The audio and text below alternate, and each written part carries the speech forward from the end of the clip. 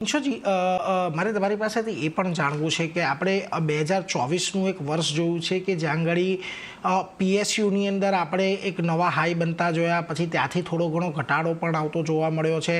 બીજી તરફ અહીંયા આપણને ઈવીની સ્ટોરી, ન્યૂ એજ કંપનીઓની સ્ટોરી ઇમર્સ થતી દેખાય, રિન્યુએબલ્સની અંદર એક મોટું એક્સપાન્શન થતું દેખાયું, મેન્યુફેક્ચરિંગ કંપનીઓની અંદર એક સારું એવું એક્સપાન્શન થતું દેખાયું.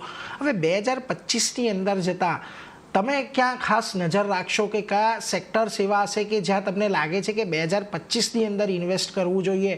ભલે અત્યારની પરિસ્થિતિને થોડી ધ્યાનમાં રાખીને આપ જણાવી શકો તો. એકચ્યુઅલી ખાલી એક તારીખ જ ચેન્જ થયેલી છે અને તેથી વર્ષ ચેન્જ થઈ ગયો, તો દેટ ડઝન્ટ મીન કે આઈડિયાઝો ચેન્જ થાય. આપણા આઈડિયાઝો જે છે તે ખાસા લોંગ ટર્મ જ રહે છે.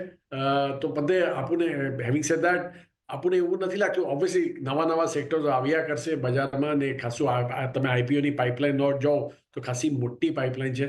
But that is all dependent on how the market goes. અગર જો બજાર ખરાબ થયો તો આ આઈપીઓઝ બી બધા સાઈડમાં થઈ જશે. કોઈ આઈપીઓ લાવશે નહીં, કોઈ ક્યુઆઈપીઝ લાવશે નહીં, કોઈ ઓફર ફોર સેલ નહીં હશે તમને મળશે, કારણ કે એક વખત લિક્વિડિટી સકઆઉટ થઈ જશે સિસ્ટમમાંથી, તો nobody will come with that. તો તે બધું લુકઆઉટ આપણને કરવાનું છે.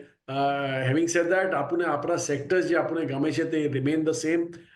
એક ડેટ ચેન્જ થવાથી આપણા સેક્ટર્સ નથી ચેન્જ થઈ જતા. તેથી આપણને ફાઇનાન્શિયલ્સો ખાસા ગમે છે. એકચ્યુઅલી લેન્ડર્સો, તેમાં બી પ્રાઇવેટ સેક્ટર ને તેમાં બી સ્પેસિફિક પ્રાઇવેટ સેક્ટર લેન્ડર્સ આપણને ગમે છે.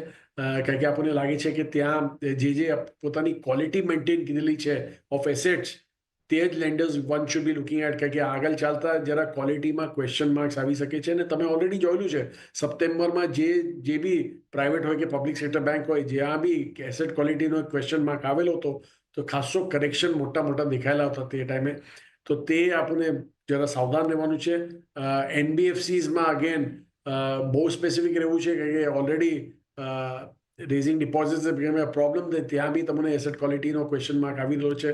તેથી avoid the MFIs, avoid pure consumer lenders. CV lenders are okay, mix જે છે તે B is allowed.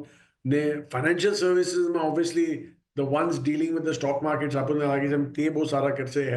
B it wealth managers કે આપણા એક્સચેન્જીસો, યા તો ડીમેટ ડિપોઝિટરી સર્વિસીસ, યા તો આપણા આરટીએઝ એન્ડ ઓલ દેટ, તે બધું આપણને બહુ સારું લાગે છે. તેથી આપણે we continue to stick to that. IT સારો લાગે છે, કે આપણને એવું લાગે છે કે US will come out of strength, ને તેથી આઈટી શુડ ડુ વેલ. તેથી આપણને આઈટી ગમે છે. ન્યૂ એજ કંપની જે તમે ઓલરેડી બોલી, તે continue to be a core holding in our portfolio. So this all is fine with us.